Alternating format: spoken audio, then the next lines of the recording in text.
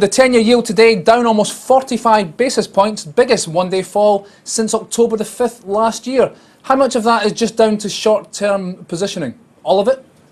Well, I wouldn't say short positioning because, quite frankly, let's look at the face of it. The market is not very active in Portuguese bonds anymore, certainly since they dropped out of many indices. But one of the things is clear. What had happened over the past couple of days is that we priced in quite a bit of negative news. We priced in quite a bit of anxiety. What might happen with Portugal if indeed the government tumbles? But so it didn't, and hence I think we're correcting bits of that.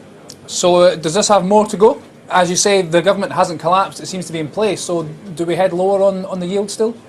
Well, we could be, but keep in mind we came from around about 550, so we're still quite a bit away from that in the 10 years, that is. And going back to that level seems a bit exaggerated given that quite a lot of stuff happened in the meantime. And certainly one of the crucial things we must not forget is that the current bailout program of Portugal runs out early 2014, and it's still very, very unclear what happens afterwards. Well, you mentioned that bailout programme, and just a few minutes ago the Portuguese Prime Minister was saying that he wants to complete that programme as planned. But the way how shaky things look, is that the stuff of fantasy? Well, the problem is that even if they continue the current program, and even if they see it to the end, for me, it still doesn't mean that they can stand on their own two feet. So the problem is clearly what comes after the program expires, whether they reach that goal or not. And for me, the question can only be a second one.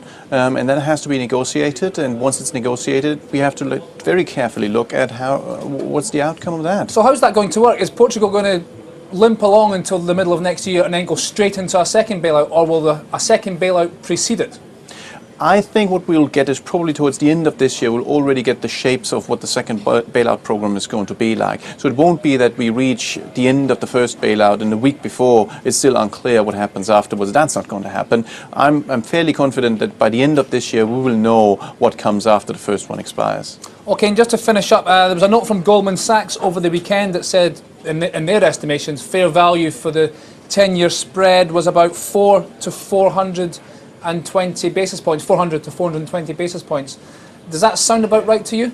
Well, I certainly wouldn't argue with that because we see quite a lot of potential in most of the spread products at this stage, and provided that everything I just said, that Portugal will get a second bailout program holds, and crucially that's going to be without a PSI, a private sector involvement, there's definitely value in it, definitely.